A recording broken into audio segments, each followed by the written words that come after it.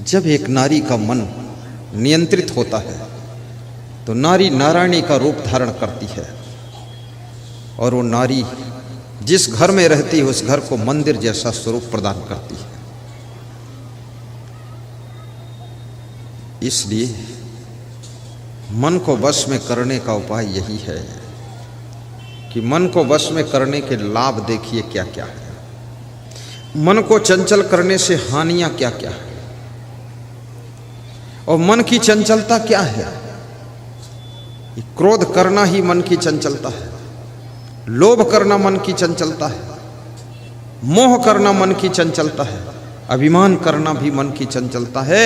और वास्तव में माया का रूप यदि कुछ है तो काम, क्रोध, लोभ, मोह, अहंकार, ईर्ष्या, द्वेष, ये मानसिक विकार ही माया का असली रूप है। यदि इनको नियंत्रित कर लिया तो माया से तुम पार हो गए, भव सागर से पार हो गए और आपकी जिंदगी धन्य हो गई।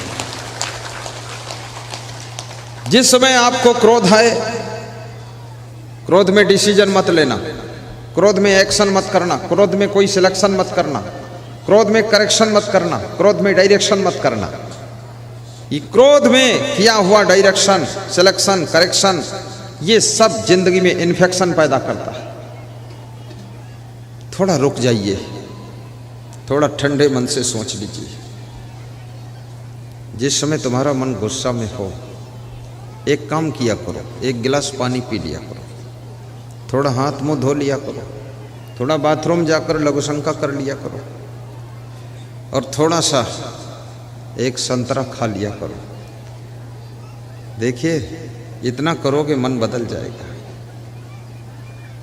और थोड़ा सा मौन भी साध लिया करो और उसी समय थोड़ा प्रवचन भी चालू कर दिया करो, सुन लिया करो मोबाइल में प्रवचन, असंग नाम सर्च करो, असंग, बस प्रवचन चालू, मुंह से बोल दो असंग, जहां बोला असंग शुरू हुआ सत्संग।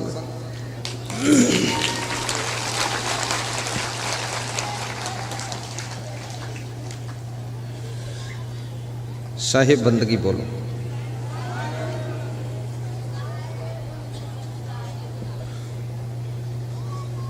तादाद से ज्यादा मोह ममता भी मत कीजिए। कल मेरे पास में एक परिवार आया और बच्चे की मां ने कहा कि ये बेटा बहुत कठोर है, दुष्ट है, क्रोधी है, नानी को भी मारता है। तो मैंने कहा समझा देता हूँ।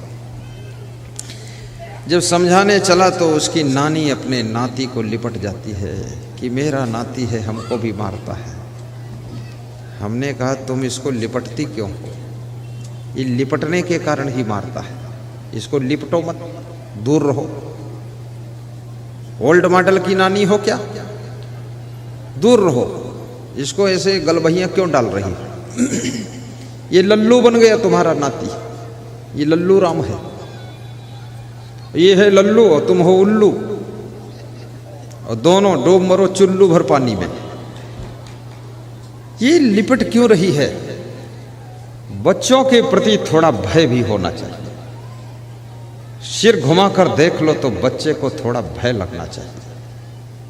अनुशासन नहीं है, खाम खा की नानी बनी घूम रही है, लल्लो चप्पो करके उसको बिगाड़ के रखा है। चलो छोड़ो इसको, लिपटो मत, दूर हो जाओ। तो नानी दूर हो गई, उसको जिंदगी में कोई ऐसा बोला नहीं होगा। जिसकी जिंदगी को बिगाड़ना हो उसको आप लल्लो चप्पो कीजिए, लिपट चिपट जाइए और उसको लल्लू बना दीजिए। वो आदमी बिगड़ जाएगा, बच्चा बिगड़ जाएगा, नाती बिगड़ जाएगा, पोता बिगड़ जाएगा। प्रेम कीजिए, प्रेम अंदर का विषय है, ये लल्लो चप्पो करने का विषय प्रेम नहीं। उसके भविष्य को निर्माण कीजिए, अच्छे संस्कार दीजिए। आपने देखा होगा जब आटा मारती हैं महिलाएं तो दोनों हाथ से जुट करके मुक्का बना करके ऐसा उसको रौंदती हैं आटा को बिल्कुल, और फिर वही आटा फूल करके जब पूड़ी बनता है, वही आटा समोसा बनता है, पराठा बनता है, वही आटा रोटी बनता है, तब उसको सब देखते रह जाते हैं। लेकिन जितनी ज्यादा उसकी मड़ाई हुई है उतना अच्छी रोटी बनेगी।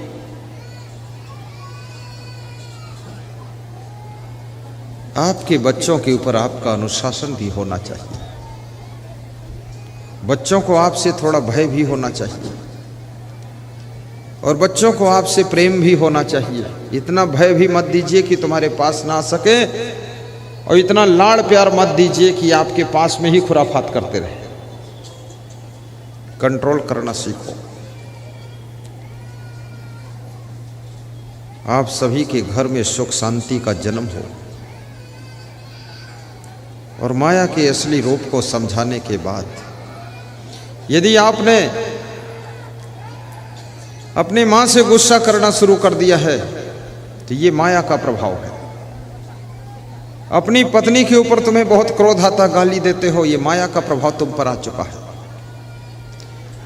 यदि अंदर तुम्हारे क्रोध भी पैदा होता है फिर भी पत्नी को अपशब्द नहीं बोलते हो, अपनी मां को गाली नहीं देते हो और पिता से आंख नहीं दिखाते हो, भाई के साथ में बेईमानी नहीं करते हो, लालच आ जाता तो भी नहीं करते हो, तो समझ लो तुमने माया को जीत लिया है, मन को जीत लिया है। अब तुम संसार के बहुत महान व्यक्ति हो।